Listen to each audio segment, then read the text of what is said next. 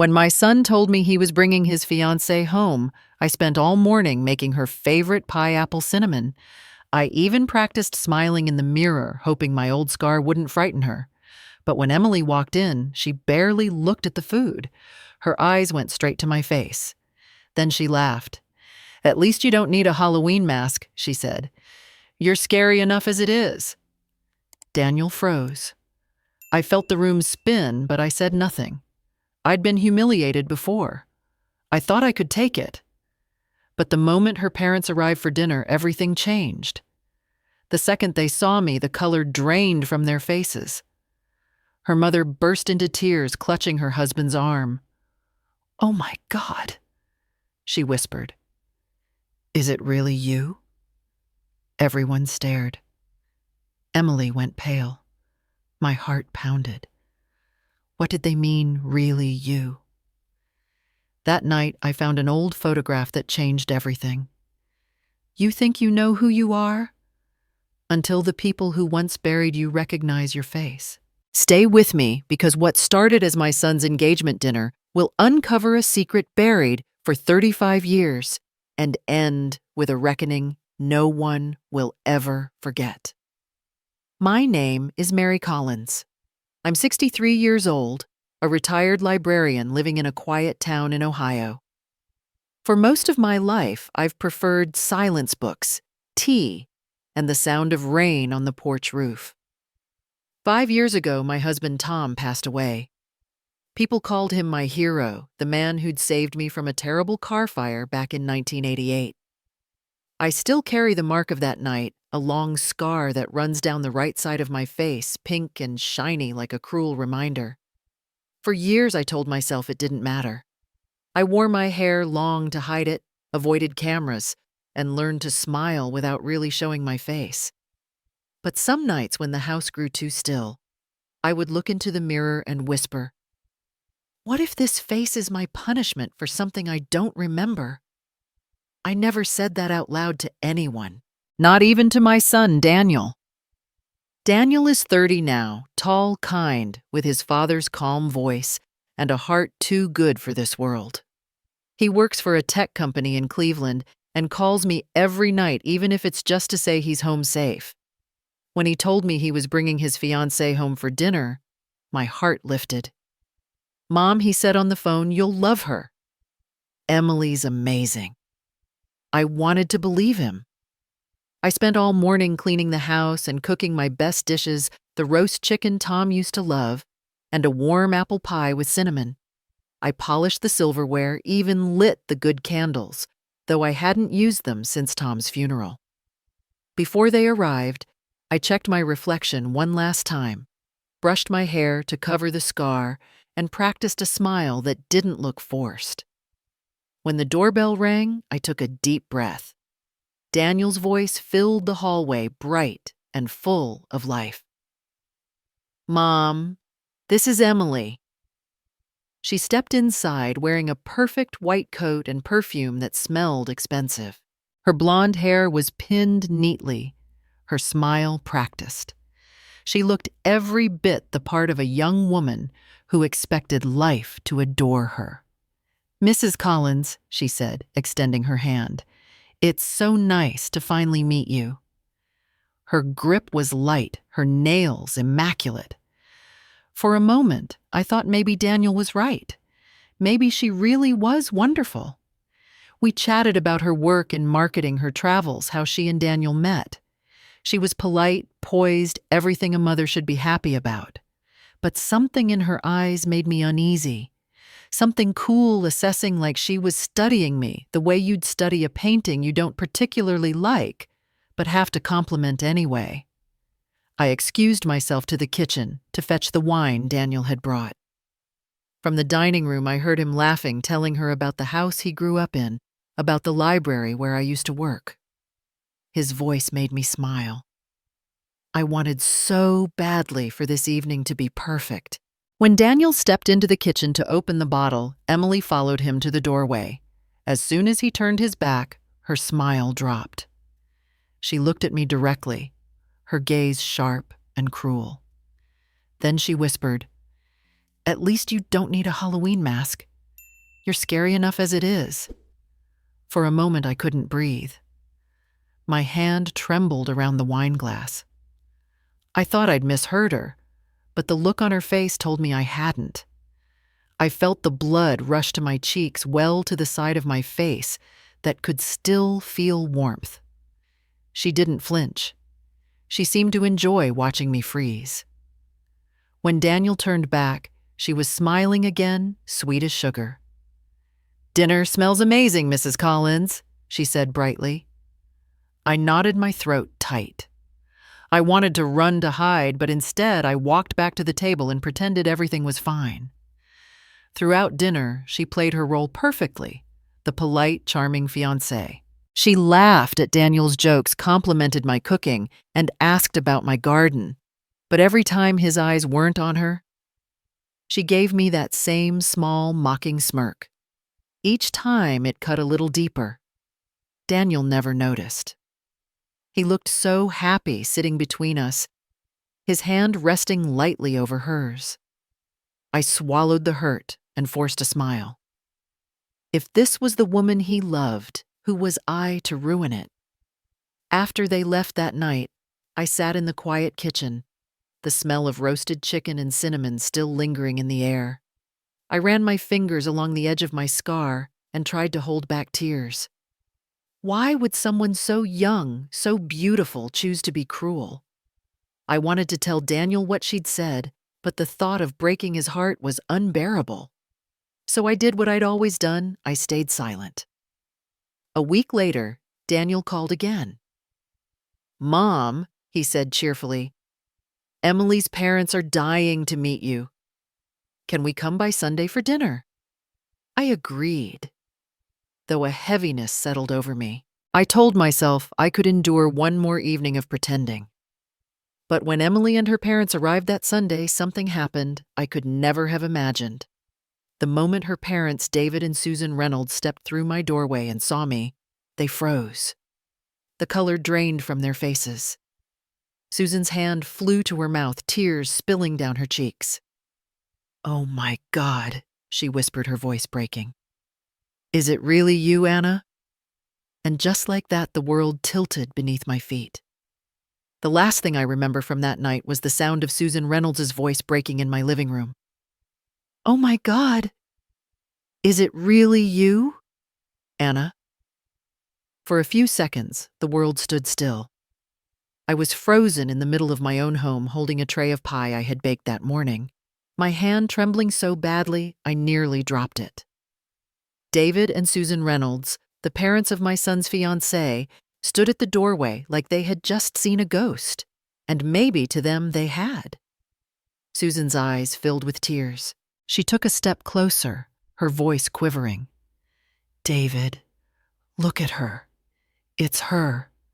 It's our Anna." David was pale, his lips pressed tight. He looked older than his years, the kind of tired that came from carrying something heavy for a long, long time. Slowly, he moved toward me, his eyes scanning every inch of my face as if searching for something buried there. Then very gently, he placed a hand on my shoulder. "Anna," he whispered. "Is that you, little sister?" I felt my breath catch in my throat. Sister? What was he talking about? I blinked, unable to find words. Emily's voice cut through the silence like a knife. "Mom, Dad, what are you doing?" She rushed forward, her face burning red. "This is Daniel's mother. Mrs. Collins, have you both lost your minds?" David didn't move. His eyes never left mine. "She looks exactly like her," he said softly. "Same eyes. Same voice. Even that scar. God. Susan, it's her." Susan's hand covered her mouth again as tears spilled down her cheeks. "We buried her," she whispered. "We buried an empty coffin." Emily groaned, exasperated. "You're embarrassing me. She's not your dead sister. She's just someone else." Daniel looked from Emily to me, confusion written all over his face. "Mom," he said quietly, "what's going on?" I wanted to answer him, but my tongue felt heavy. My mind raced, searching for something rational to hold on to. "I'm Mary Collins," I said at last, forcing the words out through my dry throat. "My husband Tom saved me from a car fire in 1988. I lost my memory after the accident. The doctors said I was lucky to be alive." David shook his head slowly. "That was the year Anna disappeared," he murmured. 1988. The cabin fire in North Ridge." My knees went weak. "Cabin," I echoed. He nodded. "She was only 26. She went up there to clear her head. The cabin caught fire overnight. They never found a body." He paused, his voice cracking. "We held a funeral. An empty coffin." Susan stepped forward, trembling. "Anna had a birthmark here." She pointed to her own neck just below her left ear, a small crescent like a half moon. Before I knew what I was doing, my hand went to the same spot on my neck. I tugged gently at my collar, and there it was. The faint, pale mark I'd noticed all my life but never thought about. I heard Susan gasp, and the room fell silent. Emily stared between us, her face drained of color. "That doesn't mean anything," she said sharply. "Lots of people have birthmarks." David took a step back, tears in his eyes. "No," he said softly. "That mark, that voice, it's her, it's Anna." Susan reached out as if to touch me, but I instinctively pulled away. My heart pounded so hard it hurt. I wanted to scream that they were wrong, that I wasn't this Anna, that they were confusing me for someone else, but my voice wouldn't come. Instead, I stood there trembling, my thoughts spinning out of control. Emily suddenly snapped. "Enough! You're both delusional. This is ridiculous." She grabbed her mother's arm. "Let's go. You're making fools of yourselves." Her father hesitated, but she pulled him toward the door. "We're leaving," she said through clenched teeth. Daniel turned to me, his face pale. "Mom, what just happened? Why did they call you Anna?" I shook my head, trying to steady my voice. "I don't know," I whispered. "I don't know Daniel." He looked like he wanted to say more, but Emily was already calling from the driveway, her voice sharp and impatient. He sighed, gave me an uncertain smile, and followed her out. When the door closed, the silence pressed in on me like a weight. I stood there for a long time staring at the space where they'd just been. The name Anna echoed in my head over and over. That night I couldn't sleep. I kept touching the small crescent birthmark on my neck, tracing its outline, as if it could tell me something. Every time I closed my eyes, I saw the way David had looked at me with disbelief, hope, and something close to grief. Near midnight, exhaustion finally pulled me under, but it wasn't rest that came, it was fire. In my dream, I stood before a cabin engulfed in flames, smoke curling through the trees, the air thick and choking. Someone was screaming inside. Then a voice urgent, terrified, cut through the roar of the fire. "Annie, run! They're coming!" I woke with a cry, my heart hammering my pillow damp with sweat. For the first time in 37 years, I felt something shift inside me. The past wasn't gone. It was waking up. In the days that followed, I couldn't escape that feeling, the sense that something long buried had begun clawing its way to the surface. Every sound, every smell, every flicker of light seemed to pull at a hidden corner of my mind. I tried to go on with my quiet routines, watering the plants, reading on the porch, but I could no longer find comfort in the familiar. When I closed my eyes, I saw the fire again. When I opened them, I heard that voice whispering, "Annie, run." Sleep offered no peace, only questions. Who was Annie? And why did that voice sound so much like my own? One afternoon, I sat at the kitchen table and tried to piece together the fragments of my life, starting from the only date that had ever truly existed for me. March 1988, the day they said my life began again. I had been found on the side of Route 23, just outside the border of Pennsylvania. The police report said the car I'd been in had burned completely. No license plates, no identification, no way to know who I was or where I'd come from. The hospital called me Jane Doe. I was about 26, they said maybe 28. My face was badly burned, my body covered in bruises, and my head injury left me with no memory of anything before the fire. They posted my story in the local paper for weeks, but no one ever came forward. No family, no friends, no one. And then in my second week at the hospital, he appeared Tom Collins. He was 35, confident but kind, with the sort of calm voice that could quiet a storm. He introduced himself as an attorney from Columbus. "I'm responsible," he told me. "My car hit yours that night. I'm going to take care of everything." At the time, I had no reason to doubt him. I couldn't even remember my own name, let alone question his story. He paid for my treatments, brought fresh flowers every few days, sat beside my bed reading old mystery novels aloud.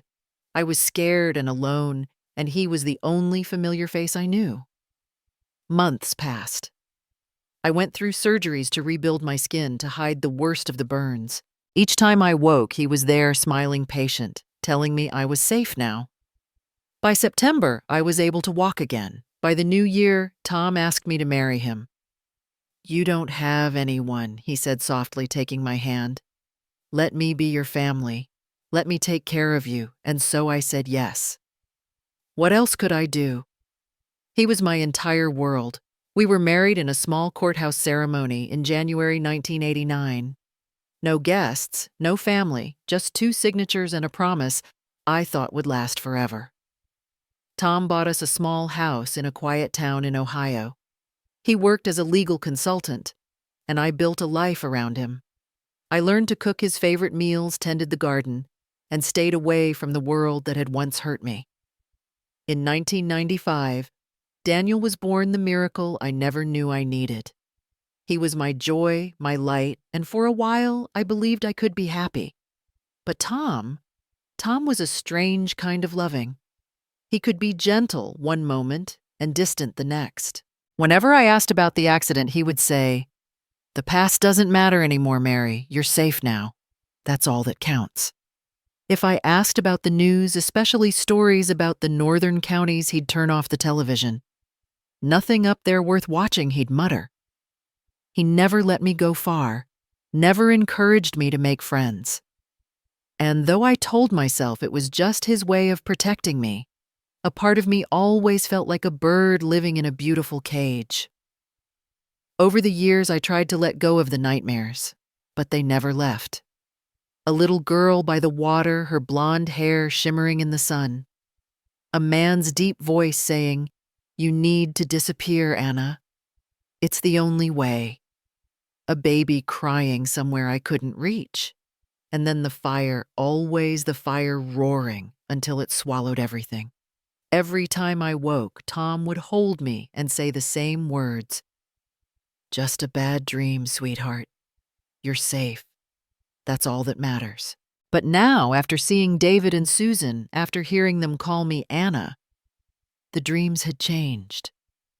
They were no longer hazy shapes and whispers. They were vivid. Too vivid. I could smell the pine trees. I could feel the heat of the flames. I could even hear the snapping of wood as the cabin burned. I started to wonder if Tom's version of the story was true at all. Maybe he hadn't saved me. Maybe he'd saved someone else's lie. That night I fell asleep with those thoughts burning in my mind. And in my dream I saw something new. My own hands reaching through smoke, clutching a silver bracelet. The letters engraved on it gleamed through the soot, A.R. I woke with a start, heart-pounding sweat cold on my forehead. The dream had felt so real that my palms ached from clutching something that wasn't there. But when morning came and I went to put away some old linens in Tom's wardrobe, I found a small wooden box tucked beneath a stack of papers. Inside, wrapped in a piece of silk, was a silver bracelet, its surface tarnished, but the letters still clear as day. A.R. And just like that, the world I'd known for 37 years began to crack. For a long time, I just sat there on the floor of Tom's closet, holding that bracelet in my trembling hands. Morning light filtered through the blinds, glinting off the tarnished silver. The letters A.R. seemed to shimmer in that light like a whisper from another life. I traced my thumb across them, half expecting the metal to burn. But it was cold, cold and familiar. Beneath the initials was a faint engraving I hadn't noticed at first. Forever yours. Dad, 1985. Something inside me clenched. 1985. If the newspaper was right, Anna Reynolds would have been alive then. I set the bracelet down carefully and reached deeper into the box. Underneath a folded piece of cloth was an old photograph, black and white, the edges curled with age. A young woman smiled at the camera, standing by a lake in summer sunlight. She had long hair, soft eyes, and an easy smile. Her skin was smooth, untouched by fire or scars. But it wasn't my face. Not quite. Still, something about her made my heart tighten. I lifted the photo closer to the light, studying the curve of her jaw, the slope of her nose, the faint birthmark on her neck, a small crescent shape just below her left ear. My hand instinctively went to my own neck. The mark was there, exactly the same. My breath hitched. I turned the photo over. Written in neat cursive on the back were the words, Anna Reynolds. Summer Lake, 1987. I sat frozen, the photograph trembling between my fingers. Anna Reynolds. That name again. I carried the photo to the mirror in my bedroom. The woman staring back at me wasn't her. The nose was different, the cheeks fuller, the brow higher. But the eyes were the same. The same shape, the same shade of gray-blue. I placed the picture beside my reflection, comparing, analyzing, trembling. If this is me, I whispered, then whose face am I wearing? I couldn't stop shaking. My pulse hammered in my ears. The memories I didn't have now felt louder than the ones I did. I sat down at my desk and opened my laptop. My hands hesitated over the keyboard before I finally typed Anna Reynolds, 1988. The search results loaded slowly, my heart pounding with each second. And there it was, a headline from a local Ohio paper, Local Woman Presumed Dead in Cabin Fire. The photo in the article was grainy faded, but I knew that face. It was the girl from the picture, the one by the lake. My stomach twisted. My fingers hovered over the screen, tracing the outline of her face, the one that should have been mine.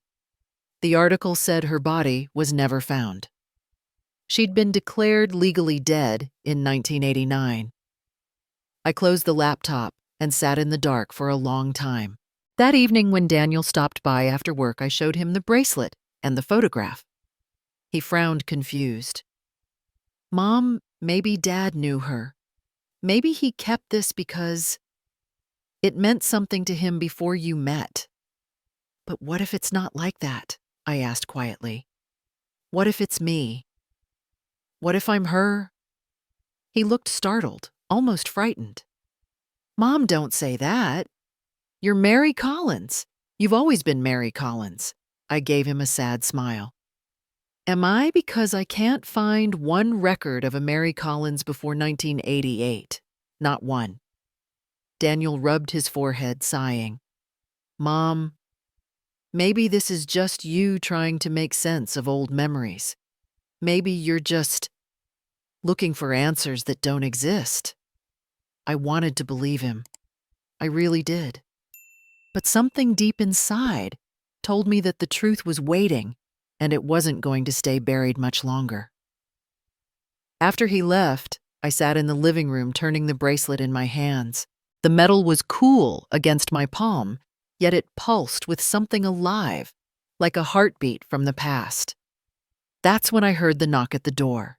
Emily stood there smiling her too sweet smile, holding a small basket wrapped in ribbon. "A little something for you, Mrs. Collins," she said. "Homemade cookies." Her eyes darted to the bracelet in my hand. "Oh," she said, her lips curving into a cold smirk.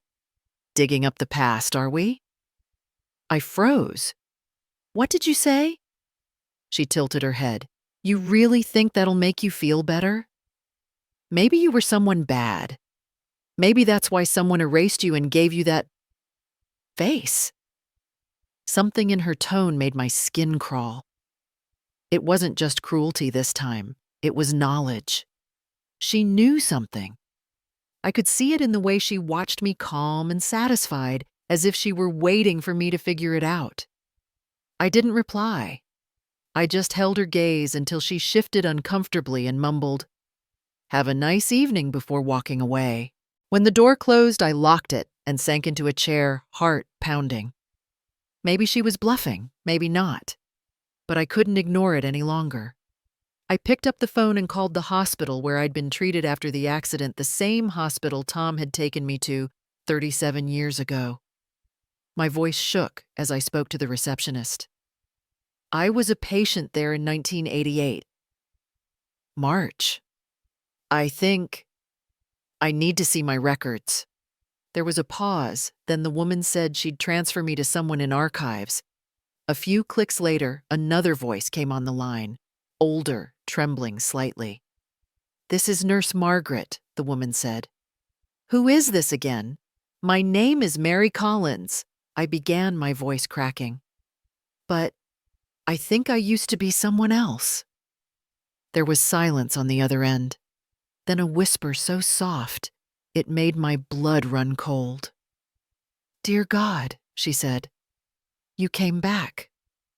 You said your name was Anna, before they changed everything." When I heard her say that, I couldn't speak. My fingers tightened around the phone, my throat dry as dust. Before they changed everything, she'd said. Those words hung in the air like smoke I couldn't breathe through. After a long pause, I managed to whisper, "Can we meet? Please. I need to understand what you mean." 2 days later, I drove to the old hospital where my life had begun, or rather where it had been rewritten. The drive felt endless, the landscape unfamiliar and yet heavy with a strange sense of recognition. The building itself stood like a tired monument to the past, peeling paint-gray walls, the faint smell of disinfectant and dust. At the volunteer desk sat an elderly woman with a kind, lined face and soft white hair tucked neatly behind her ears. "Mrs. Collins?" she asked when I approached. "I'm Margaret." Her voice trembled just slightly, but her eyes were sharp. "I never thought I'd see you again."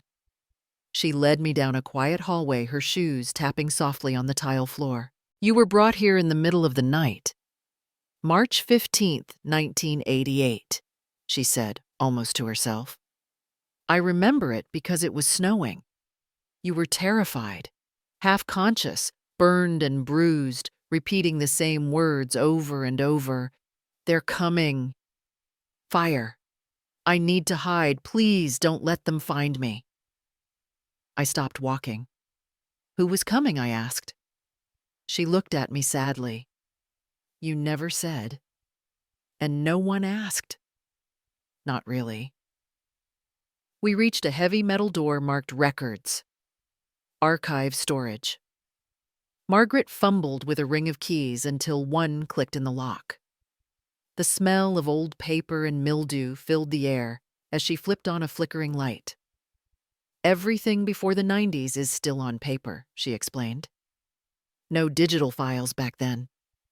She moved between rows of metal cabinets until she found a thick brown folder marked with my old hospital ID. On the front, in faded black ink, the name Jane Doe was scrawled. Beneath it, someone had written in blue pen, "Possible ID Anna Reynolds." Then months later, that name had been crossed out in heavy red marker and replaced with a single line, "Mary Collins." My stomach tightened. "That's me," I said faintly. Margaret's hand trembled as she opened the folder. "This is where things stopped making sense," she murmured. "After 2 weeks, your file was updated with an identification note. Someone suggested you might be Anna Reynolds based on a missing person's description. But 3 months later, that name was removed. The order came from above, signed by Thomas Collins." I stared at her. "Tom?" She nodded.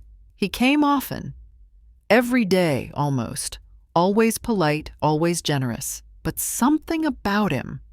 She trailed off, then pulled another file from a lower drawer. "Here's what I wanted to show you." It was labeled Surgical Records. On the first page was the heading, Reconstructive Surgery, Extensive Facial Reconstruction. My heart sank as I read the doctor's notes. Beneath the clinical details was a line in bold handwriting, Complete facial restructuring per family request. I looked up, my pulse racing. That doesn't make sense. I didn't have a family. Margaret's expression was grave. "It says here the authorization was signed by your spouse." She pointed to the signature at the bottom of the page. "Thomas Collins." Husband. Husband. My voice cracked. "We weren't married then." "He proposed months later, I remember." Margaret sighed. "Not according to this file. There's a note in your legal paperwork, an emergency marriage license issued April 1988 while you were still under medical care. It says you were incapacitated, unable to make decisions, so the hospital allowed him to sign for you. A doctor and 2 nurses witnessed it." I stared at the folder, numb. "So I married a man I didn't even know. And he changed my name, my face, everything about me." Margaret looked down. "The surgery was performed by Dr. Richard Huang, one of the best reconstructive surgeons at the time. He specialized in full facial restructuring." I tried to steady my breathing. "Can I speak with him?" Her voice grew soft. "I'm afraid not. He died in 2015. Car accident. They said it was a hit and run." For a long moment, I couldn't move. The words on the page blurred through tears. He changed me," I whispered. "Not just my name, my face." Margaret nodded slowly. "Yes, the notes are clear. It wasn't only about burns, it was about making sure you couldn't be recognized." I felt sick. Every glance I had ever taken in the mirror, every time I'd cursed the stranger staring back at me, suddenly made sense.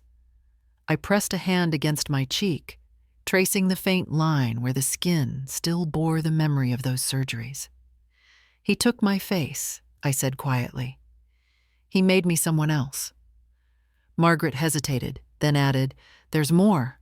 A clerk who worked in administration back then told me she was paid $10,000 to stamp the paperwork and ask no questions."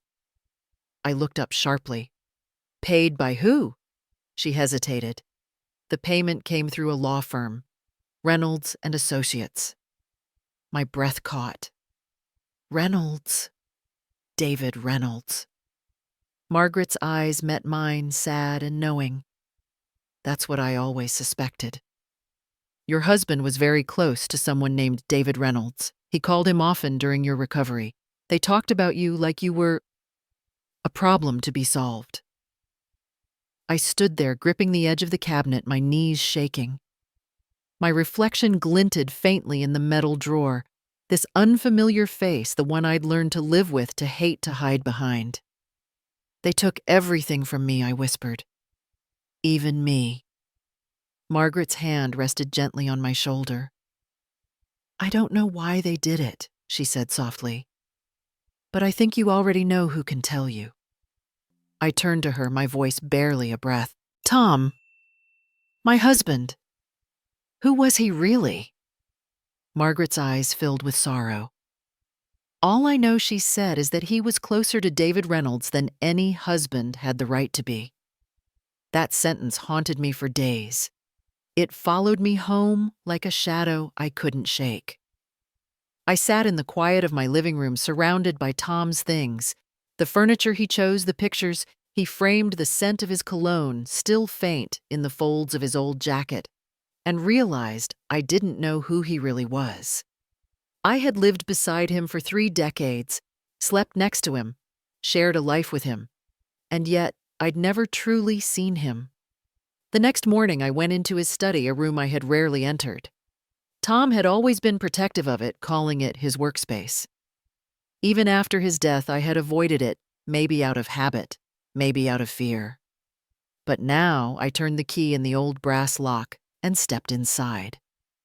Dust covered the bookshelves, but everything else was neat, precise, just like him.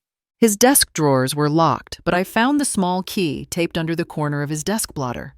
Inside, I discovered old financial records, law journals, and finally, a box of personal files tied with twine. Near the bottom, I found what I wasn't looking for, but what I'd feared I would find. A business card yellowed and worn at the edges. It read, "Thomas Collins, corporate attorney, Reynolds and Associates Law Firm, 1983-1990. I stared at the logo. Reynolds and Associates, David Reynolds' firm. My heart dropped. Margaret had been right. Tom hadn't just known David, he had worked for him. 7 years, according to the card, long before the accident. I searched further. In one of our old wedding albums, tucked behind a picture of Tom and me standing before a courthouse, I found another photo, one I had never noticed before. Tom, younger, sharper, standing at a company dinner, arm around a man I recognized instantly. David Reynolds. They were laughing their faces close, like friends or partners. The date stamped on the back, June 1983. I felt my hands tremble as I turned back to his desk. Something inside me told me there was more, something hidden. Tom had always been careful, secretive. I searched the drawers again, running my fingers along the underside of the wood until I felt a small notch. A false panel. Behind it, an envelope. It was thick, yellowing with age. On the front, in Tom's handwriting, were the words, "Private Correspondence, 1987 to 1988. I unfolded the letters inside. The first was dated November 1987. "Anna's situation is getting dangerous. She won't back down. We need to move her before she goes to the police." My eyes blurred as I read. Another letter dated February 1988. "The cabin plan is set. Make sure she survives, but make sure she forgets." My hands shook. The cabin plan. That was the night the fire. The night I'd lost everything. I sat back in the chair, the letters slipping from my grasp. Tom hadn't been a stranger who found me. He had been part of the plan, paid to move me, to make me disappear. For 30 years, I had believed he saved me. But he hadn't saved me, he had taken me. The memories began to fit together like jagged glass. His control, his constant watchfulness, the way he shut down any talk of my past. I remembered how he would change the television channel whenever the news mentioned the northern counties, how he forbade me from opening mail addressed to him, how he insisted on handling all of our finances. I'd thought it was love.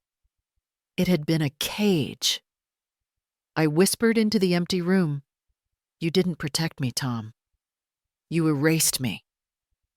For a long while I sat there in silence, letting the truth settle in. Every moment of kindness, every soft word had been built on a lie. Finally, I gathered the letters, the business card, and the photograph. I needed to confront the only other person whose name appeared in every thread of this nightmare, David Reynolds. When I called him, there was a long silence after I spoke my name. David. I said, my voice cold and steady. We need to talk, alone. On the other end, I heard a deep breath, shaky and uneven. You know now, he said quietly. I know Tom worked for you, I replied. And I know the fire wasn't an accident. I want the truth. He was silent for a long moment. Then in a voice barely above a whisper, he said, Meet me. There's a cafe outside of town. Tomorrow, 11 a.m. I'll tell you everything. The next day, I drove out of the city. The cafe sat near the edge of a deserted stretch of road surrounded by old oak trees and the hum of cicadas. When I stepped inside, the smell of coffee and dust hit me at once. There in the corner sat David Reynolds. He looked older, smaller somehow, as if the years had carved guilt into his very bones. He didn't look up until I said his name. David. The moment my voice broke the air, his shoulders slumped. His eyes lifted slowly to my face, and in them I saw something between disbelief and shame. His lips trembled. Anna, he whispered, his voice breaking. God forgive me. I'm so sorry for what we did to you. When he said my name, my real name, it felt like the ground shifted beneath me. For a long moment, I couldn't speak.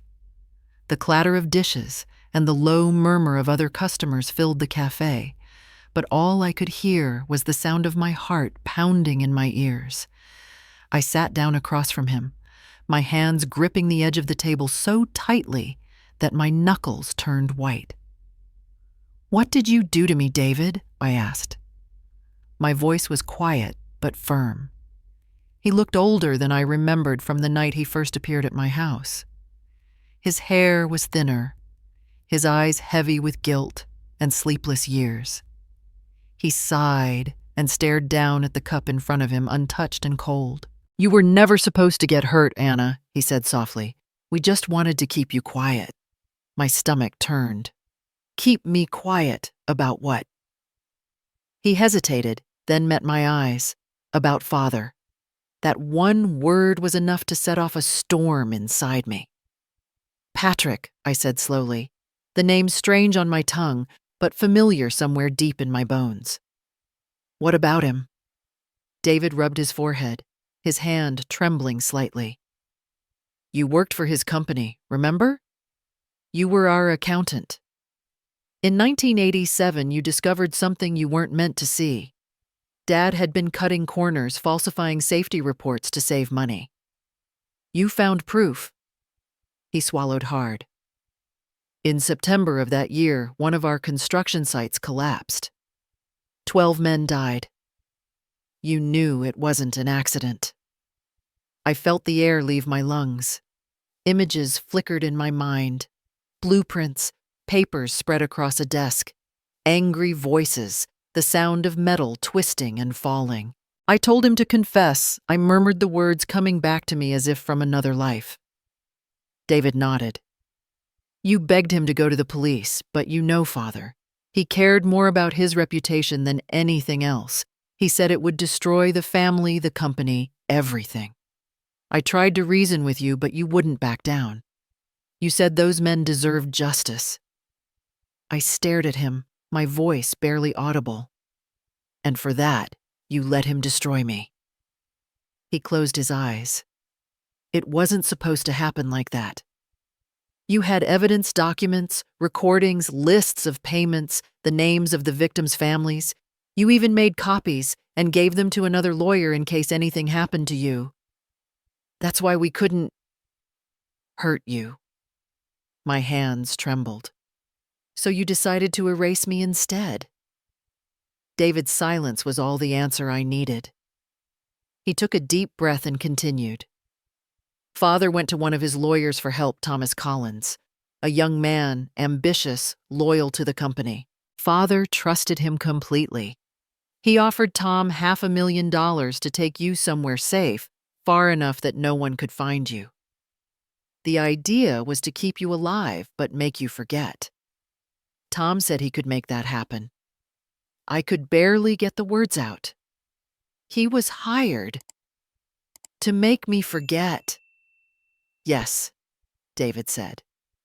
To erase the problem without killing it. Tom planned everything. The cabin, the fire, your disappearance. He told us it would look like an accident, that you'd be presumed dead, but secretly taken to a hospital under another name. He promised to ensure you'd never remember who you were. I tried to breathe, but every word felt like a blow to the chest. And you agreed to this. I didn't have a choice, he whispered. Father made it clear if I said anything, I'd lose everything. The company, my marriage, even Emily's future. I thought Tom would keep you safe, that you'd start over somewhere far away. But after the fire, everything went wrong. What happened? I demanded. He rubbed his temples. The fire was real. You were supposed to be there only for a few hours, just long enough for the plan to make sense. But something went wrong. Maybe one of the workers lit a lantern. Maybe it was staged too perfectly, I don't know. Tom was there. He got you out before the flames took the cabin, but you were badly injured. Burned. Your head hit something when you fell. You lost consciousness. I could see it now, the flashes from my dreams, the roaring fire, the smell of smoke, a man's arms dragging me through the dark. So he took me to the hospital, I said quietly. Yes, David said. He took you to a hospital under a false name. We thought he'd call, tell us it was done. But weeks passed, and there was no word. Father grew paranoid, thought Tom had turned against him. Then out of nowhere, we heard that Tom had quit the firm, moved away. And you were gone. You held a funeral, I said flatly. He nodded. An empty coffin. Father wanted closure for the press, for the shareholders. I remember standing there listening to the priest say your name, and I knew you weren't dead. I just didn't know where you were. I clenched my fists. You could have looked. You could have found me. David's eyes filled with tears. I did look, Anna. I tried. But Tom made sure no trace of you existed. He changed your name, your face, your life. When Father died a few years later, I told myself it was over, that at least you were safe somewhere. I didn't know he kept you. I didn't know he made you his wife. For a long time, I couldn't speak. The pieces of my life were finally fitting together, but the picture they formed was unbearable. I swallowed hard. So Tom didn't save me, I said slowly. He was paid to make me disappear. David nodded. Then why, I whispered, my voice breaking, did he keep me? Why did he keep me all those years? David shook his head, his face ashen. I don't know, he said. But there's one thing I do know, Anna. Whatever Tom was supposed to do, he went far beyond the plan. Those words didn't leave me. They clung to me like a shadow, following me home, whispering in every corner of my mind. For the first time, I looked at my life with Tom, not through grief, but through suspicion. Every memory, every gentle word, every moment that once seemed loving, now glimmered with something darker. I couldn't sleep that night. I sat in my living room staring at the old photo of us on the mantel, the one taken just months before his death. In the picture, Tom's smile looked calm, assured. Now it seemed almost smug.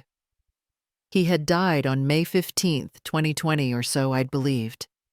That morning, I'd gone to the market. When I came home, the house was quiet, sunlight falling through the curtains. Tom was on the sofa, his head tilted to one side, eyes closed. I thought he was asleep. When I touched his shoulder, he didn't move. I remember screaming, calling 911, but it was all a blur after that. A local doctor, one we both knew, came quickly and declared it a sudden stroke. No autopsy, no police report. He was cremated the same day. At the time, I was too broken to question any of it. But now, every detail seemed too neat, too perfect. Why no funeral? Why no family or colleagues? I had accepted it then because I wanted to believe it. Because the idea that the man who'd been my entire life could vanish so easily was too much to bear. I went to the filing cabinet in Tom's office and pulled out the folder marked Death Certificate. Everything was in order, too in order. Every document neatly signed, stamped, and filed. I remembered how quickly the ashes had arrived, how the urn had been handed to me by a stranger in a black coat.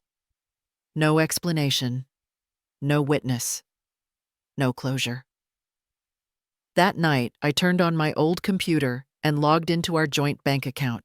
I hadn't touched it in years. Daniel had helped me move most of my finances after Tom's death, but curiosity and unease pushed me there. The numbers loaded slowly, and when they did, my breath caught. The account showed small cash withdrawals, $300 here, $250 there every month since June 2020. Even as recently as last November. I sat back, cold spreading through my body. Tom's name was still attached to that account. No one but him ever used it. The bank could call them automatic transactions all they wanted, but I knew better. Tom never set up auto payments. He never trusted machines to handle money. My hands shook as I scrolled through the records. Someone was alive. Someone was using his name. Over the next week, I began noticing things. A strange number would call my house once a month exactly at midnight. Always one ring, then silence. My neighbor, Mrs. Kent, a sweet woman in her 80s, mentioned casually one afternoon, "I've seen a man standing by your hedge some nights. Older gentleman, maybe your age. He just stands there looking at the house." A chill ran through me. 2 nights later, I found wet footprints by the back door when I came home from grocery shopping. The door had been locked, every window secured. Still, the footprints were there, faint but real. The books on Tom's shelf looked slightly shifted, his favorite pen missing from the desk drawer. I didn't need to imagine anything. Tom was out there, watching. For the first time in my life, fear and anger burned together inside me. But I wasn't the same woman I had been 30 years ago, the woman he molded and silenced. No. This time I would play his game, but on my terms. If Tom wanted to watch, I would give him something to see. I began acting.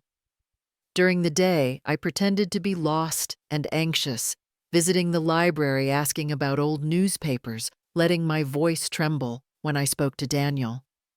I let him think I was falling apart again, the frightened widow chasing ghosts. But in private, I prepared.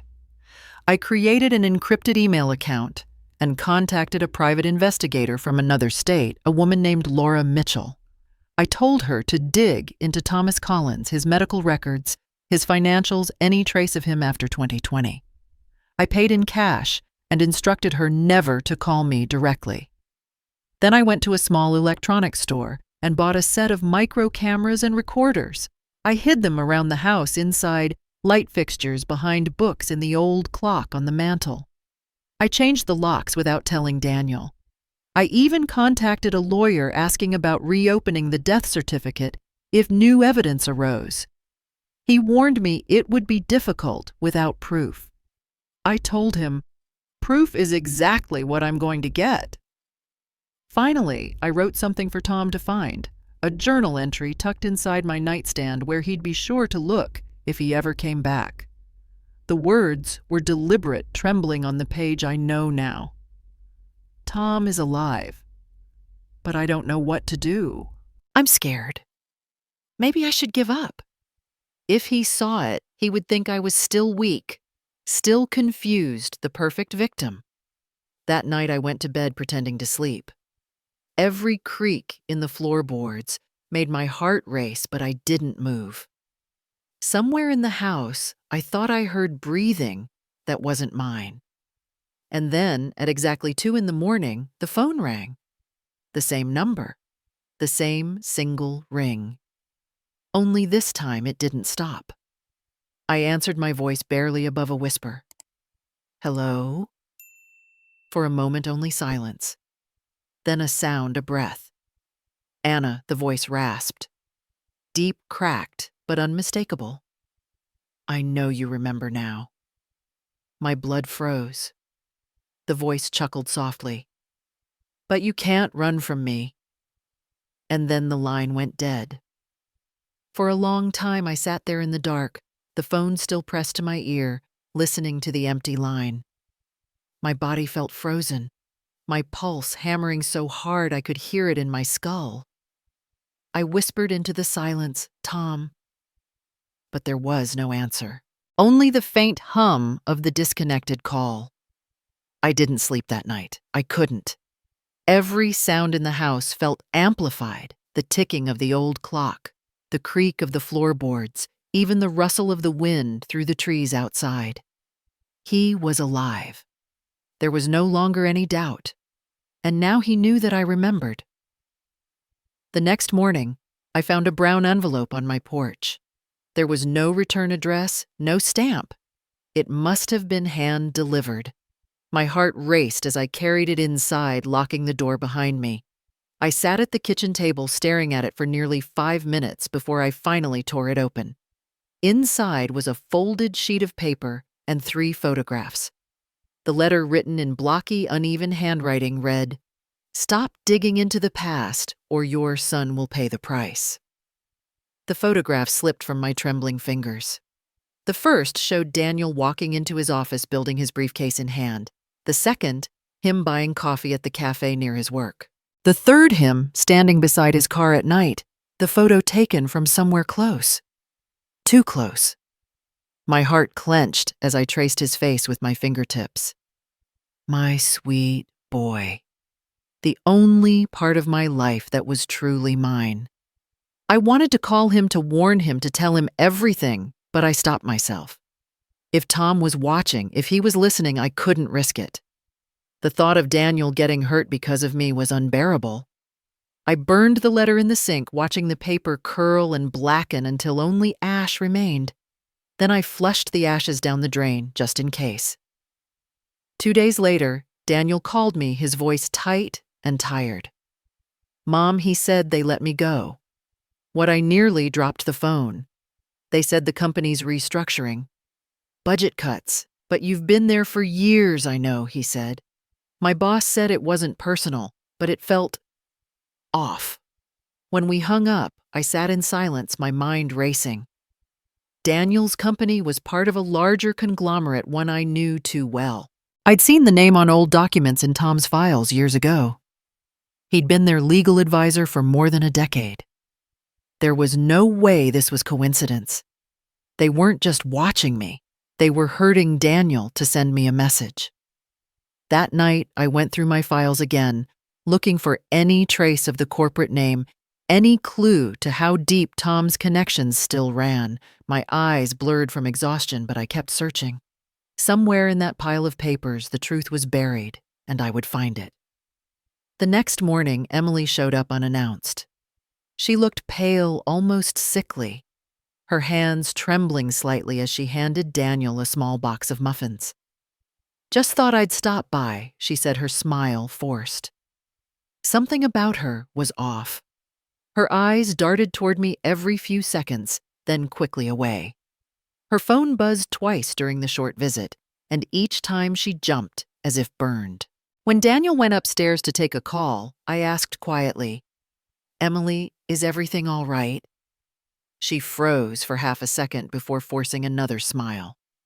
"Of course. Why, you seem nervous." Her hand brushed her hair back, the movement stiff. "Just tired. Work's been crazy." Then she glanced at her phone again, her eyes flickering. "Excuse me, Mrs. Collins, I should go." After she left, I stood by the window and watched her walk down the street. She didn't look back, but when she reached her car, she leaned against it, clutching her phone and whispering something I couldn't hear. Later that evening, as I was watering the plants outside, I heard her voice again, this time clearer. She was standing just beyond the fence, her back turned to me, talking on her phone in a low, trembling tone. "I don't know if I can keep doing this," she said. "He's watching her too. I'm scared." The words hit me like ice water. "He's watching her too." I stepped back quietly before she could see me. My hands were shaking so badly that I nearly dropped the watering can. Emily wasn't just nervous, she was involved. Whether willingly or not, she was part of something much bigger than I'd realized. In the following days, the feeling of being watched grew unbearable. A black SUV started parking across the street every night, always the same one, windows tinted so dark I couldn't see inside. When I called the police, they said unless the car trespassed, there was nothing they could do. Even my phone seemed to betray me. Whenever I made a call, there was a faint clicking sound like a recording line. I knew that sound. I'd heard it before years ago when Tom used to monitor my calls for my safety. The private investigator emailed me once more, her message brief and unsettling. "Mrs. Collins, I think someone's following me. They know I'm looking into your husband. I have to back out. I'm sorry." I stared at the screen for a long time before closing my laptop. Whoever was behind this wasn't just Tom, they had power, money, reach. And I was running out of allies.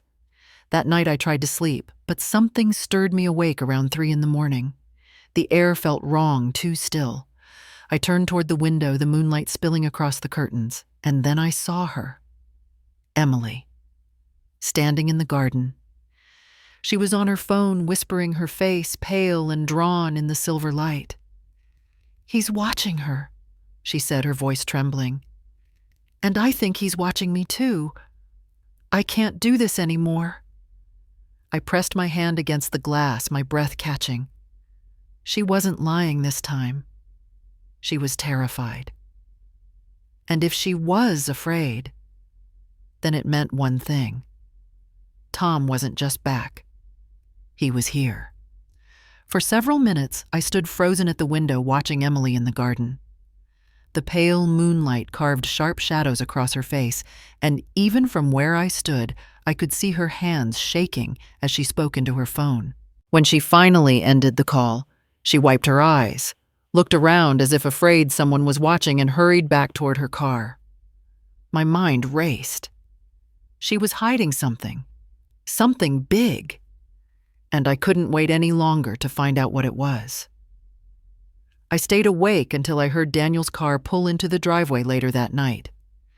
Emily had come to see him again, probably to check on me or to report something. It was nearly 11 when I saw her slip out of his house quietly, her coat pulled tight against the cold. I stepped out from the shadows at the end of the walkway before she could reach her car. "Emily," I said. She froze, the keys in her hand, jingling softly. "Mrs. Collins, you scared me," she said with a nervous laugh. "I need to talk to you," I said firmly. "Now." Her eyes darted toward Daniel's house. "It's late. Maybe tomorrow." "No," I interrupted. "I know you're hiding something. I heard you in the garden. You said he's watching me, and you—" The blood drained from her face. I don't know what you're talking about. Don't lie to me." I stepped closer. "Who told you to get close to my son?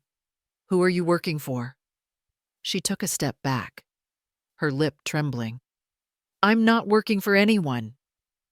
"Then why are you terrified every time your phone rings?" I said, my voice sharp now. "Why do you look like you're being hunted?" For a moment she said nothing. Then, as if something inside her broke, she began to cry quietly at first, then harder until her voice cracked. "I'm sorry," she whispered. "I never wanted this." I softened my tone. "Tell me the truth, Emily, before it's too late." She covered her face with her hands, her shoulders shaking. "He made me do it," she said between sobs. "I didn't have a choice." "Who?" I asked. She looked up at me, eyes red and wide. "A man named Michael Reynolds." The name hit me like a physical blow. Reynolds. The word echoed in my mind, familiar and poisonous all at once. Emily took a shaky breath. 8 months ago, he contacted me online, said he knew everything about me, my job, my debt, my family. I don't know how, but he even had pictures. Personal ones. He said if I didn't help him, he'd release them to my employer, to my parents. I didn't know what else to do. What did he want from you? He wanted me to get close to Daniel, she said. To date him, move in if I could. To keep an eye on you. He said I needed to report everything you did, every call, every person you met, anything about your past. My hands went cold. He paid you. She nodded miserably. $50,000. Enough to pay off my loans. I thought it would end after a few months, but then he started calling me every day. He said you were dangerous, that you ruined his life. Who is he? I asked quietly. Who is Michael Reynolds? She hesitated. He told me he's your son. The air left my lungs. My what? Your son? She repeated, tears spilling down her cheeks. He said his name was Michael Reynolds Collins, born in 1985. He said his father was Tom. He said Anna left him when you ran away during the fire. I stared at her, unable to move, unable to breathe. A son. A son I didn't remember. Emily went on, her voice shaking. He said you abandoned him and his father. That he grew up watching Tom drink himself to death because of you. That Tom told him you were selfish, that you destroyed their family. When Tom died in 2020, Michael found his journals. He said that's how he learned you were still alive. I gripped the edge of the porch railing to steady myself. Alive, I whispered. He found out I was alive. Emily nodded. He said you were living under a new name. He showed me documents, pictures, things from your past. He said he needed to make you pay for what you'd done. I thought he was a victim. He seemed so broken, so angry, but hurt. I believed him. My voice was barely a whisper. And you helped him.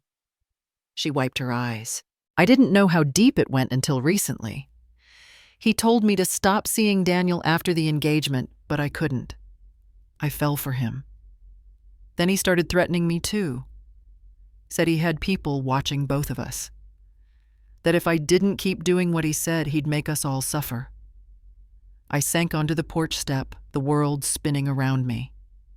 My son, I said again, tasting the words, hating them. I have a son I don't remember. Emily knelt beside me, her voice breaking. He said he was 3 when you disappeared. He remembers the fire. He said you ran, and he and Tom were left behind. He swore he'd never forgive you. I shook my head slowly, tears burning my eyes. No, Tom must have taken him. I never would have left a child behind. Never. For a moment, neither of us spoke. The night air was heavy, pressing down on us. Somewhere far away, a dog barked, and the sound made Emily flinch.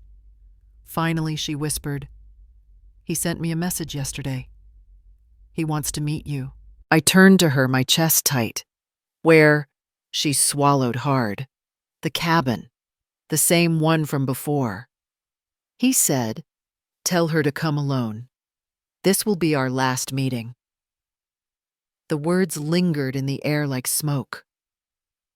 I looked out into the darkness, the memory of flames flashing behind my eyes.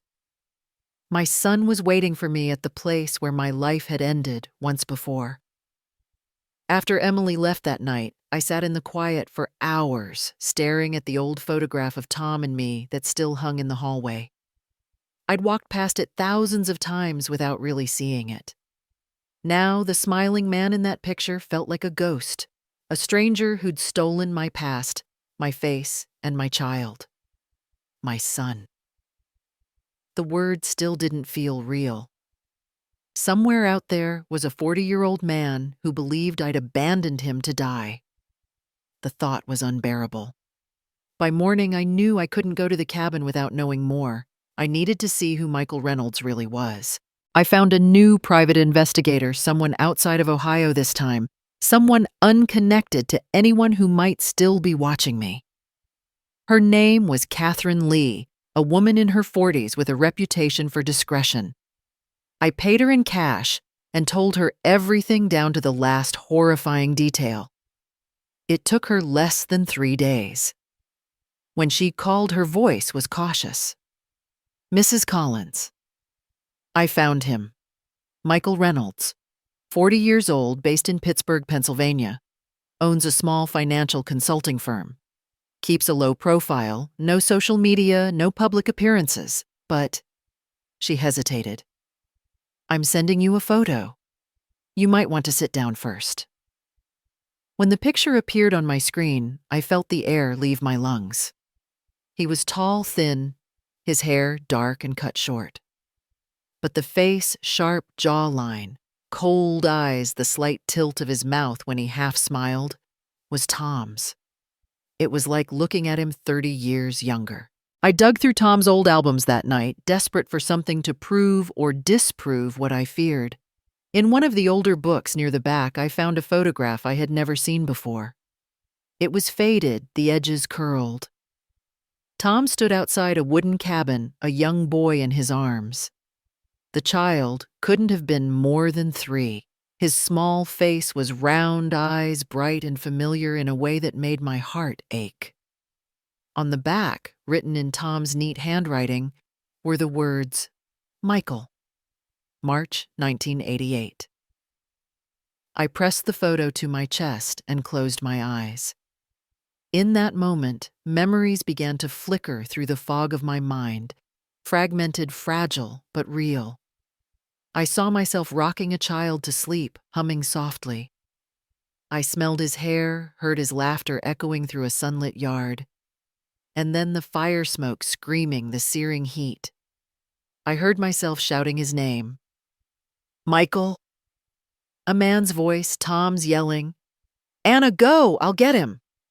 I woke up crying, the photograph still clutched in my hand. The next evening, I received an email. The sender's name was Michael R. The subject line simply read, "We need to talk." My hands trembled as I opened it. The message was short. "I am your son. We need to meet. Come to the old cabin, alone. No police or Daniel pays." Attached were 3 photos. The first showed Daniel at his office desk. The second, him unlocking the door to his home. The third, Daniel asleep in bed, taken from inside his room. My body went cold. Whoever had taken these was inside his house. I called Daniel immediately, trying to sound calm. "Lock your doors, sweetheart," I said. "Don't open for anyone. Not even Emily." He asked why, but I told him only that I'd explain later. I hung up before my voice could break. I went to my desk and began preparing. I charged my recording devices, checked the tiny camera pinned inside my coat, and wrote down every step of what I planned to do in an email to my lawyer scheduled to send automatically if I didn't return by morning. Then I replied to Michael's message with carefully chosen words. "I'll come. Please don't hurt my son." I thought that would buy me time. But an hour later, another email appeared. "Mother," it began. "There's something you should know. Father is not dead. He's waiting for you, too." For a moment, the room seemed to tilt. My heart pounded so hard I thought I might faint. Still, I forced myself to read on. "He wanted to protect me after you left us.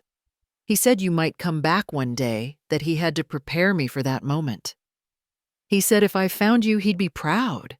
Now he wants to see you one last time, to bring the family back together, or end it all." Then came the details, cold, methodical, terrifying. He didn't die in 2020. He faked it. He bought the body of a homeless man through a contact, paid off a doctor to sign the death certificate. He watched you cry over the urn and said you looked beautiful in mourning. He said it was necessary. I felt bile rise in my throat as I read the final paragraph. He's been hiding for 5 years, watching from the shadows. Everything you've done, he's known. Every person you've met, he's tracked. And now he says it's time. Come to the cabin where it all began tomorrow night. Father and I will be waiting. This is your last chance, Anna. The screen blurred as tears filled my eyes. My hands shook so violently I nearly dropped the laptop. They wanted me to return to that place, the place where my life had burned to ashes. But this time, I wasn't going there to die. I was going there to finish it. I left just before sunset.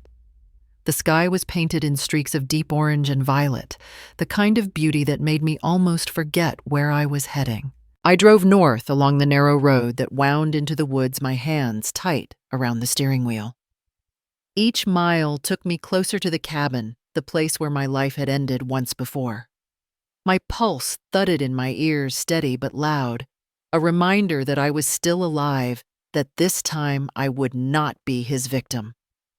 When I finally reached the clearing, the old cabin stood there half swallowed by the forest. Its wooden walls were blackened from the fire that had nearly killed me 37 years ago. The windows were shattered, the roof sagging under years of decay. And yet the smell of burned wood and gasoline lingered sharp enough to sting my throat. I parked the car a short distance away and glanced toward the road behind me where 2 police cars waited out of sight, just as I'd arranged. They were close, but not close enough to hear a gunshot. I slipped the recorder into the inside pocket of my coat and touched the small camera, disguised as a button on my lapel.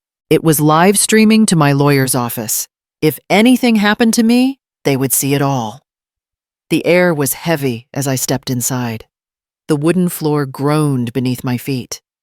My flashlight cut through the darkness, illuminating broken furniture, a rusted bed frame, and black scorch marks that climbed the walls like scars. I swallowed hard and whispered, "Michael Tom." For a moment there was only silence. Then from the far corner, a beam of light flashed a flashlight. My heart jumped. A voice followed low and gravelly, a voice I had thought I'd never hear again. "Anna," it said, "you came." He stepped into the beam of my flashlight. Tom. He was thinner, older, but unmistakable. His once dark hair had turned silver, his skin lined and pale. Yet his eyes, the sharp, commanding blue that had once frightened me into silence, were the same. He wore a heavy coat, his right hand wrapped around a pistol, his left resting near a red gasoline can on the floor. I forced myself not to tremble. "You're alive," I said softly. "After all this time." A smile tugged at the corner of his mouth. "Alive," he repeated. "Waiting for you. I told you I'd never leave you, didn't I?" He took a step closer, his eyes gleaming in the dim light. "You look different, but I'd know you anywhere. Still beautiful, even behind that face they gave you." I steadied my breathing. "Why, Tom? Why fake your death?" He chuckled quietly. "To start over, to build something new. I had to disappear before they came for me, before you remembered." His tone shifted, growing almost tender. "But now it's time to bring the family back together. The family," I repeated. "Our son," he said. "Michael. He's strong, brilliant, just like me. He's been waiting for you, too." My blood ran cold. "You told him I abandoned him," I whispered. Tom's eyes flickered, but he didn't deny it. "He needed to understand what kind of woman you were before I saved you." "You would have ruined him, Anna. I gave him a purpose." I took a step forward, my voice trembling with controlled rage.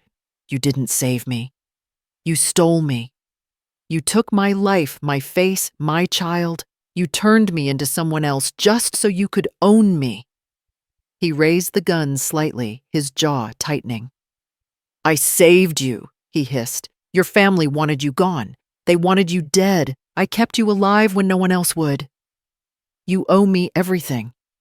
I owe you nothing, I said. You didn't save me out of love. You did it because you wanted control, because you couldn't stand the thought of me being free. His face twisted in anger veins rising on his temples. I gave you 37 years of peace, a home, a son, and this is how you repay me. A home built on lies, I said quietly. A son who thinks his mother left him to die, a life that was never mine. He lifted the pistol, pointing it at my chest. Then we end it here, he said, his voice low and trembling. You and me, the way it should have ended long ago. I'll stop you, then set this place on fire. No one will find us this time. We'll finally be together in the end, if not in life. I met his gaze, refusing to move. You can destroy me, Tom, but you'll never have me. You never did. For a moment, his hand shook. His eyes darted toward the gasoline can, then back to me. Don't say that, he muttered. You're mine, Anna, always have been. You don't love me, I said softly. You only know how to break what you claim to love. He let out a ragged breath, his finger tightening on the trigger. Stop talking. I took a step closer. Slowly, my eyes locked on his. Pull it, then, I whispered. But remember, you can't burn away the truth. Not this time. His hand trembled harder now, his teeth clenched. You think you've won. You think you can walk away after everything I gave you. I shook my head. I don't want to win. I just want my life back. He raised the gun higher, his face contorted with fury. You'll never! A voice cut through the tension, sharp and trembling. Enough, I turned. From the shadows at the back of the room, a figure stepped forward. A man, tall, thin, his face pale under the weak light. Michael, I breathed. His voice shook as he spoke. Put the gun down, Father. I can't let you do this anymore. When I heard Michael's voice, something inside me cracked wide open. For a moment, all I saw was the small boy from my dreams, the one reaching out for me through the flames. But standing there in the half-light of the ruined cabin was no child. He was a grown man, trembling, torn between fear and defiance, holding the weight of 2 lifetimes of lies. Tom turned toward him, his voice sharp and furious. Michael, stay out of this. Your mother doesn't understand. She's confused. No, I said quietly. He understands more than you think. Tom swung his gaze back to me, the gun still in his hand. You don't know what you're saying, Anna. You've been manipulated, poisoned by them. I took a slow step forward, my heartbeat steady now. I wasn't afraid anymore. No, Tom, I said softly. For the first time in 37 years, I see everything clearly. And you know what the truth is? He hesitated. I saw a flicker of uncertainty in his eyes, the first crack in the mask he'd worn for so long. I've known you were alive for weeks, I said, my voice calm, deliberate. Did you really think I was still that frightened woman you could twist around your finger? I knew you'd come for me. I've been waiting. He blinked, his brow furrowing. You're lying. I'm not, I said.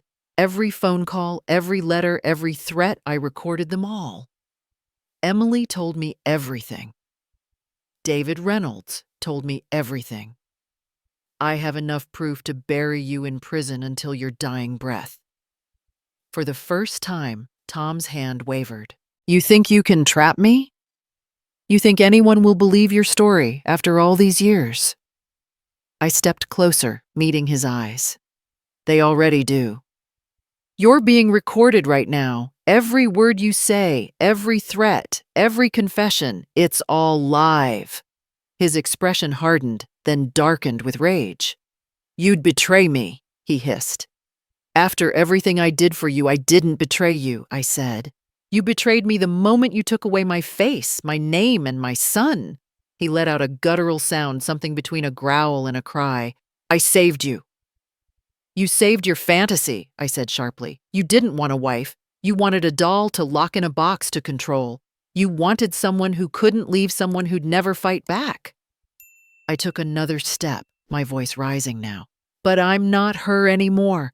I'm not your ghost. I'm not your prisoner. I'm not Anna or Mary of your making. I'm the woman who survived you." Tom's face twisted with fury. "You ungrateful! Stop!" Michael shouted, his voice cracking. "Stop lying!" Tom turned sharply, eyes wild.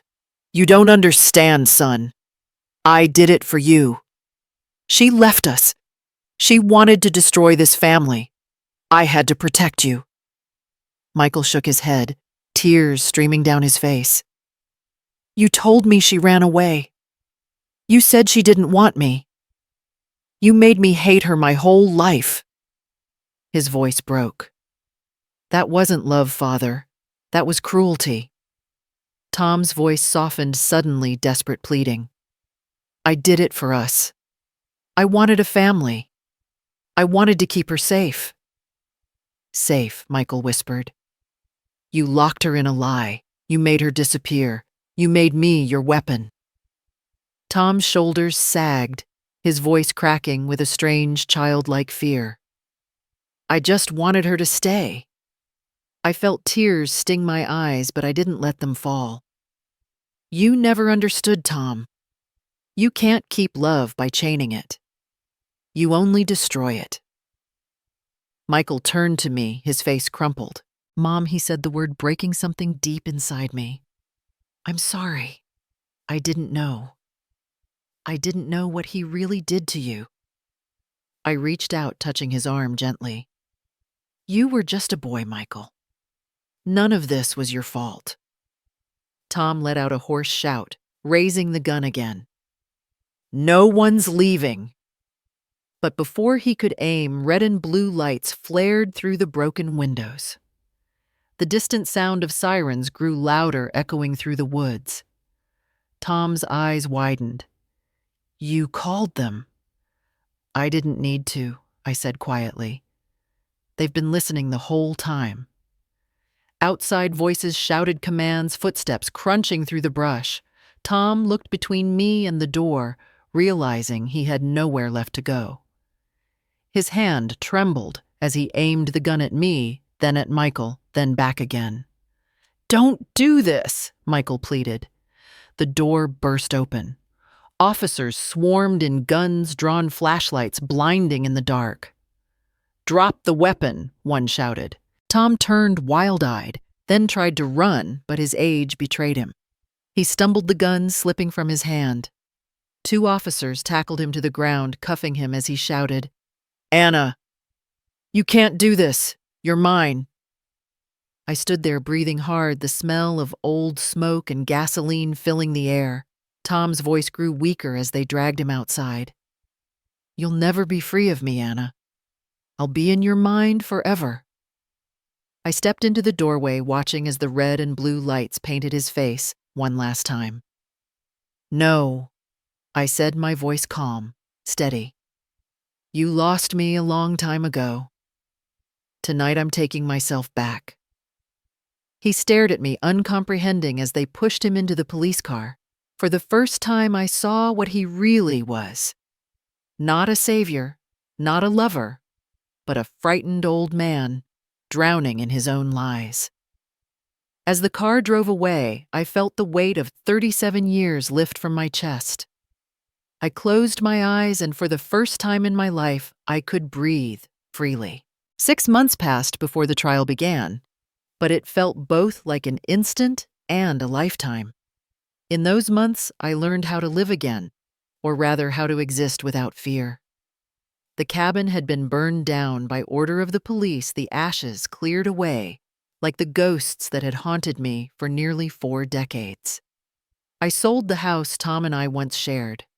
I couldn't stand the walls that had listened to so many lies. Daniel helped me move into a small apartment near the river. Every morning, I'd sit by the window, drink my coffee, and let the light hit my face. I used to hide from mirrors. Now I looked straight at them.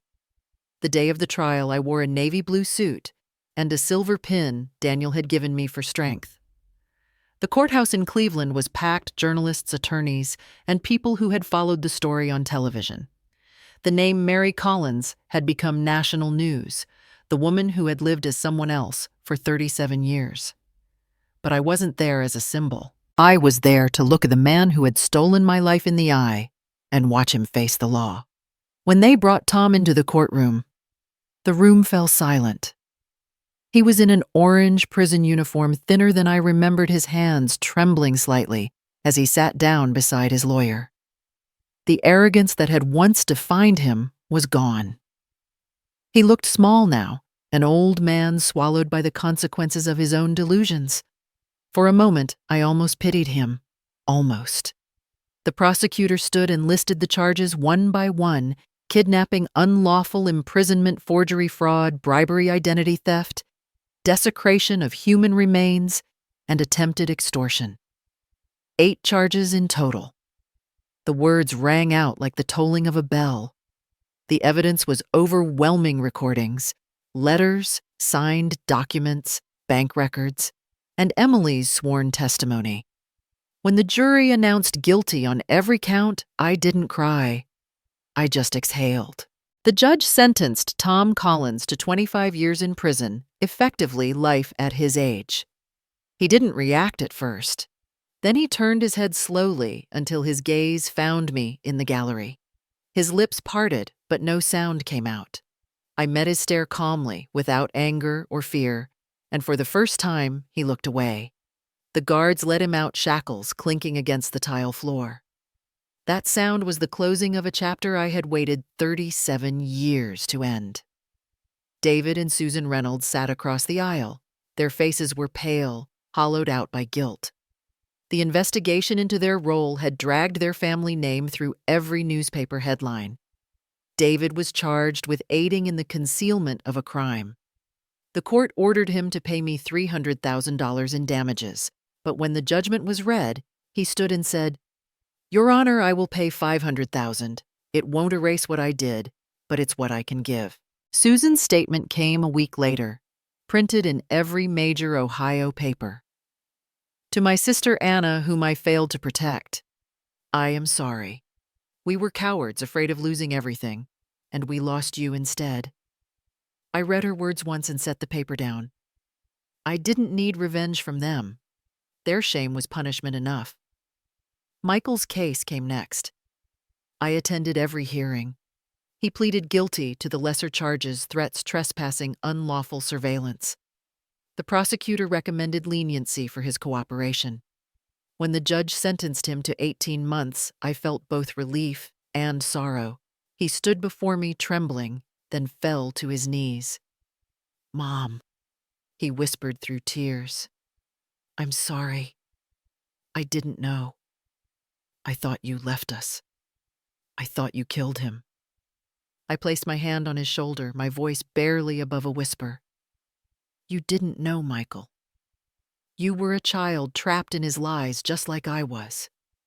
What matters is what you do next." He nodded, sobbing quietly.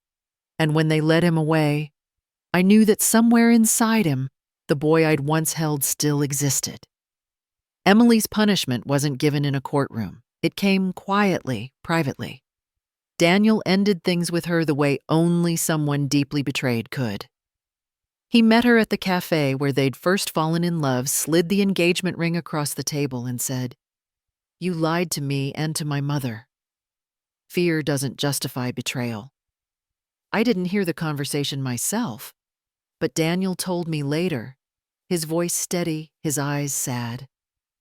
Emily left town a week later, jobless, disgraced. Before she disappeared, she sent me a letter. I was weak and desperate, but you showed me what strength looks like. I hope someday I can forgive myself the way you forgave Michael. I never replied. Some things are better left unanswered. 6 months after the trial, I stood outside the courthouse again. The air was crisp, the sky a clear, endless blue. The same reporters who had hounded me for interviews were now chasing other stories. Daniel stood beside me, his hand wrapped around mine. "It's over, Mom," he said softly. I looked up at the sky, letting the sunlight warm my face. "No, sweetheart," I said. "It's not over. It's just beginning." He smiled faintly, and together we walked down the courthouse steps, mother and son free, at last stepping into a life that finally belonged to us. 3 months later, I found myself sitting in a small visiting booth, the sound of fluorescent lights buzzing faintly above me. Michael sat on the other side of the glass, wearing a beige prison uniform, his hair shorter now, his eyes softer. We picked up the phones at the same time, and for a moment, neither of us spoke. Then he smiled a tired, humble smile. "They say if I keep working in the library, I might get out in 10 months, he said. "I'm going to make something of myself, Mom. I promise." I pressed my hand to the glass. "You don't need to promise me anything, Michael," I said quietly. "You've already done the hardest thing. You faced the truth. Just live a good life. That's all I've ever wanted." We talked for an hour about simple things, books he was reading, the volunteers teaching him carpentry, the dog he hoped to adopt one day. When our time was up, he stood, eyes glistening. "You're stronger than I ever imagined," he said. "I'm proud to be your son." I smiled through my tears. "And I'm proud to finally be your mother." In the months that followed, my life began to bloom in unexpected ways. Reporters called, networks invited me to speak, but I only agreed to one interview, a local talk show focused on survivors of domestic abuse. When I walked onto that stage, I didn't wear makeup to hide my scars. I wanted the world to see me as I was. The host asked what I saw when I looked in the mirror. I paused, then said, "For a long time I saw fear, then shame. But now I see a woman who lived. This face isn't ugly, it's honest. It tells a story of survival." The audience stood and applauded, and I felt something inside me loosen, as if the last chain had finally broken. A few weeks later, David and Susan came to visit. They brought flowers, their faces lined with humility. "You could come live with us," David said gently. "Start over as family." I looked at them kindly, but shook my head. "You let me disappear for 37 years, I said, not with bitterness, but clarity. "I don't hate you, but I can't go back to being part of that story. My life is here now with Daniel, with Michael, with the people who need me." David's eyes filled with tears. Susan hugged me and whispered, "You've become the strongest woman I know." Soon after, I filed the paperwork to change my name legally, fully, finally. I became Anna Collins. Not Anna Reynolds, the woman who vanished in fire. Not Mary Collins, the woman created by someone else's lies. Just Anna Collins, a woman reborn. With Daniel's help, I opened the Face Forward Foundation, a nonprofit, to help victims of abuse and captivity rebuild their lives. We started small, but within a year, we'd helped dozens of women find safety and confidence again. One afternoon, a year after the trial, Michael walked through the foundation's door, a free man. He looked nervous, older somehow, but when our eyes met, the years between us seemed to dissolve. We stood before the mirror in my office, our reflections side by side, my scarred face, his features so much like Tom's, yet softer, now redeemed. "Do you know what I've realized?" I said, my voice steady. Maybe the face I hated all my life was the only one strong enough to survive, to love, and to forgive. Michael's voice broke as he whispered, "I love you, Mom." And as sunlight spilled through the window, I knew I had finally come home to myself, to the woman I was always meant to be. Anna Collins. Whole, unbroken, and free. And that was my story. The story of how a woman who once lost everything found her way back to herself. It wasn't just about revenge or justice. It was about reclaiming a voice that had been silenced for almost 4 decades and realizing that survival is its own kind of victory. I used to believe that pain defined me, that the scars on my face were proof of what had been stolen. But now I know they're proof of what I've overcome. Every scar tells the truth, that I lived, that I fought, that I refused to disappear. If this story moved you, if it made you think about the strength it takes to rebuild a life after betrayal, I'd love to hear what you feel. Do you think forgiveness is truly possible after such deep deception? Would you have done the same as Anna faced the past, even if it meant reopening every wound? Share your thoughts in the comments below. Your voices matter. And if you want more stories like this, real emotional, full of twists, courage, and redemption, don't forget to subscribe and turn on the notification bell. Every story we tell here is a reminder that it's never too late to find the truth, to heal, and to begin again. Thank you for listening, for feeling, and for being part of this journey. Your support helps bring more voices, more stories, and more hope to light. So what would you have done if you were in Anna's place?